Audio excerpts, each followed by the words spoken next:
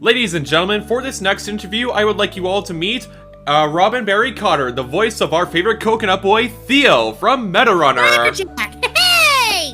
Yeah, exactly. That's probably what everyone's thinking about this interview now, just Crackerjack.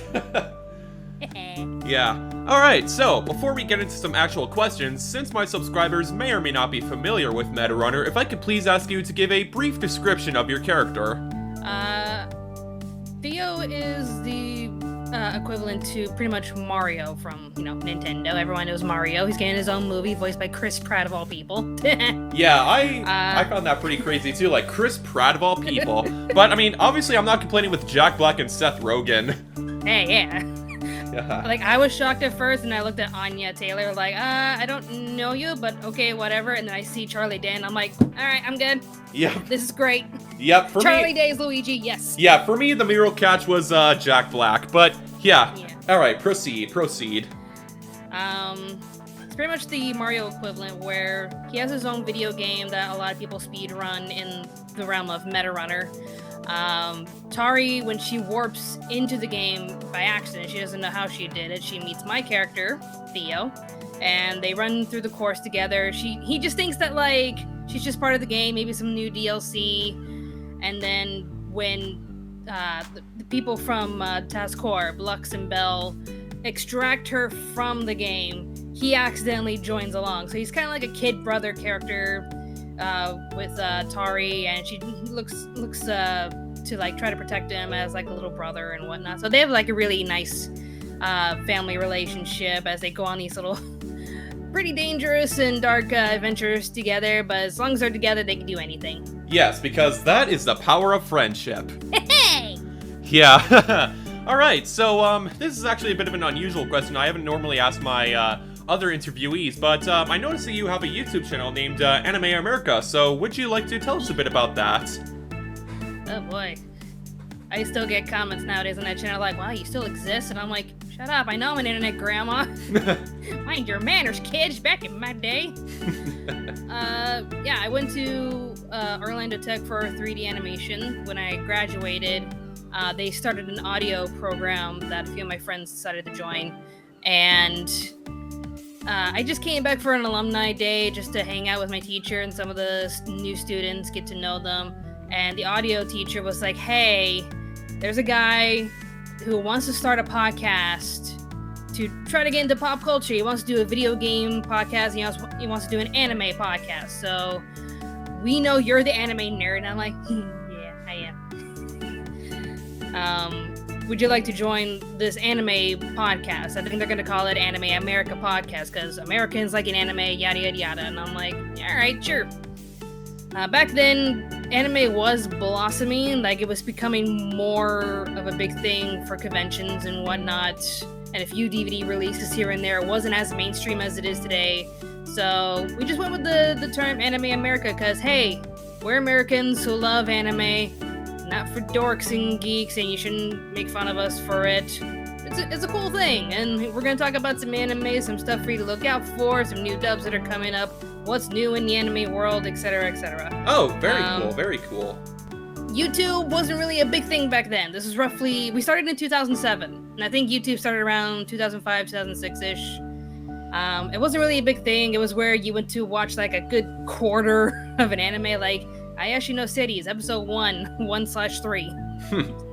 Remember those days when YouTube videos were only like 15 minutes long? That was their quantity, that you couldn't go past it. Yeah, times have clearly changed since then, but yeah. Oh, yes. So we just kind of stretched it over to YouTube just to advertise, hey, we do a podcast, here's some links, here's some previews of our next podcast. And when YouTube became more of a serious platform, we just transitioned over. Brad will come back every now and then. He and I do a podcast. We try to do it once a week, every Friday night, 7 p.m. Eastern Standard Time for America. That means I have to wake up early. But I mostly do anime reviews, trying to get back in the top 10 list. Taking a break from top 10 lists, but I'm going to do one for Halloween. Don't worry, guys. And also just talk about what's new in anime world and just rant about it. Oh, very nice, very nice. All right, how long have you actually been a voice actress for? My first serious role was basically Theo. Oh, interesting, Um, interesting. Like, my husband's the more serious voice actor trying to get into the industry. It's not that easy in Australia. But once I just founded Anime America, I just stuck with it and just been doing character voices for my videos and script reading. That's why, like, my voice tends to be a bit stronger. Even though, like, I barely took any courses with acting. Just when I'm at my other jobs and I have to do narrations, they're all like, "You are a very good speech reader," and I'm like, "Yeah, I got a YouTube channel, guys." Yeah. Over the years, I've had a YouTube channel for the better part of 5 years now, and I mostly do, like, gaming Let's Plays and then just other little content things here and there, like these interviews. And I actually recently made an animatic that I posted earlier. It's about a very specific scene in one of my favorite games, Metroid Fusion. Yeah. Looking forward to Metroid Dread. Oh, you bet. Over the past month, I've been doing like a series of live streams where I speedrun some of like the older Metroid games like Metroid Zero Mission, Super Metroid, and yesterday, Metroid Fusion. So I am pumped for Dread. Absolutely pumped. Nice. I'm not a fan of those robots, though. They're gonna give me a bit of a rough time. Yeah, that's anxiety-inducing for me. That's why I never played the Catherine games, because I'm like, I can't handle that stress, no. Yeah. Me climbing when I have a time limit when there's a giant monster after me, no. Yeah. It doesn't help that they are attracted to you based on, like, sound or whatever, and that if you get caught by them, your odds of escape are, like, second to none. Like, no. Yeah. Okay, what's your favorite anime or film, or why? I even have it right here. I've loved this series ever since I was a kid, Sailor Moon. Oh, Sailor Moon. Watched it, first episode I watched, I was in the 5th grade, been watching it on Toonami ever since I was a kid. And then Sailor Moon Crystal came out, good and bad seasons here and there. Eternal on Netflix, that was the best version of Super S I could ask for. Yeah, that's the one I've been loving ever since I was a kid. As for recent titles, I've gotten into Rising of the Shield Hero. God, there's so many ones. The one that I deemed as the best anime of 2020 was Keep Your Hands Off of Eizouken, which is a giant love letter to animation as a whole. Doing what I can to try to directly support the studios, since I heard a bunch of, animators, they do get underpaid for all the work that they've done. And Netflix was not helping because there is a minimum as to how much you're supposed to pay the animators, and Netflix negotiated to pay less than the minimum, and it's like, hold up. So if you just Google, anime studio Patreons, I think Studio Trigger has one. There's a few other studios that have them. If you want to support the studios directly to Japan, just Google anime studio Patreons. Oh, very well. I'm not really a fan of anime, but I have watched a few animes here and there. Like, back when I was younger, I actually watched a series called Tenkai Nights, and that's an isekai, I think, where, like, these 4 teenagers are, like, transported to, like, a different world where they suit up as, like, these robotic heroes. It's been so long, so I don't exactly remember, like, the plot of it. That does sound familiar. I think I gave it a pass, and then they made a really bad video game to try to franchise off of it, and Peanut Butter Gamer tore it to shreds. Oh. Tenkai Nights. Yeah, it was a good show, though. But aside from that, I've also watched the recent Pacific Rim spin-off anime, Pacific Rim the Black. I'm a huge fan of the movie, and the anime was actually pretty good. Additionally, I've also seen the Transformers War for Cybertron trilogy on Netflix, in which Marco's voice actor, Jason Marnocha, who I had the pleasure of chatting with back in March, he was the voice of Megatron, so that was actually pretty dope. Nice. Jason, he's such a sweetheart. Yeah, he was really fun to chat with. But as for most recently, I've actually watched a little bit of Lupin the Third with my friends. Nice. Yeah, I've actually feel myself actually somewhat getting into it, and I just resonate so much with Jigen of all characters. Yeah. Yeah, we watched the 3D animated movie, and just last night we actually took a look at Castle of Cagliostro, so that was actually pretty decent. I mean, if there's one thing about... It's like one of the best Ghibli films. Yes. If there's one thing that I can appreciate about all animes, it's the art style. I just always find that the art style is very captivating to me, so yeah. I mean, I guess that's one reason a lot of people like animes, but... Alright, what's your favorite part about being a voice actress for Meta Runner? Compared to all the other characters, I think Theo is one of the easier ones to voice. Because there's like a lot of depth and emotions with some of the other characters and what they have to go through, while my character, he's just there to like try to lighten the mood. cheer up everybody. He's the one with the jokes, so we do try to experiment in the in the booth, like that line at the end of episode 10, season 2, where he meets up with Lamar's body pillow. I think it was Satsuki. Oh yeah, that whole scene, milady. Yeah, I asked Jasmine, who was helping me record that episode. I'm like, okay, the script says "ma'am." Can I slip in milady? And she's like, you know what? Yes. I actually have a good friend. I actually have a good friend of mine named Jasmine, and we have quite a few good times with each other. But yeah, I can imagine that the role of Theo was just right up your alley, seeing as how you're a pretty big anime fan. And he's just like a lovable little kid, so it's always fun to voice his lines. So I think my favorite part's still season 1, episode 7, where he's like, up, and away! And you see this tiny little dot in the background just falling, and you just hear a little quiet whee! Yes, Theo and Lamar, the comedic duo for Meta Runner, whereas we have more serious characters like, Tari, Masa, Lux, and Belle. Oh, yes. Yeah, very fun to chat with all of their voice actresses, especially Jessica. I had so much fun chatting with her close to a year ago.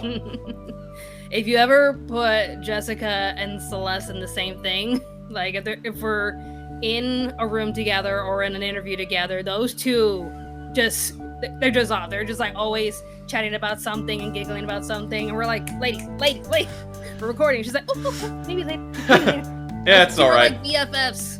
Yeah, I kind of get how that is. I mean, not to mention that I literally made a short little animatic one time about the whole, what are you two doing reading my diary thing from, like, the voice... Yeah. Oh, man, that's why you should never read Belle's diary, because she will just tear you apart. Oh, yes. Not that I haven't tried to steal it before. Definitely didn't try to do that. Alright, how'd you hear about Meta Runner, actually? This is one of the last questions I actually have for you. Alright. It's a funny story. My voice acting husband, he tried out for the first season of Now Voice This, which is a voice acting competition hosted by Chuck Huber. He made it to the final round but didn't win, but that pretty much gave him the kick in the pants to finally, just do some more training and such for voice acting. And he talked to me like, I really want to take these courses that Sunny Straight's hosting, but he's only doing them in America. He can't do a live stream. That means I would have to fly to Texas to take these courses. Financially, we couldn't really afford for the both of us to go, so I was just like, this is your dream, go for it. So he flew to Texas to study under Sunny Straight. He had like one hell of a time being there, and I said the only condition was you have to fly to Florida to say hi to my mom and dad, which he did. That's good. So while he was studying there, David, the voice of Lux, yes, he contacted me like, hey, so I'm doing this thing called Project Blue. I was casted as the villain. They're looking for someone to sound like a little boy, and you were the first person I thought of. And I'm like, thanks. Because back in our abridging days, back in those days when everybody was abridging any kind of anime they get their hands on, I was the one that was getting typecasted as little boys. Safe to say you nailed it. Yeah.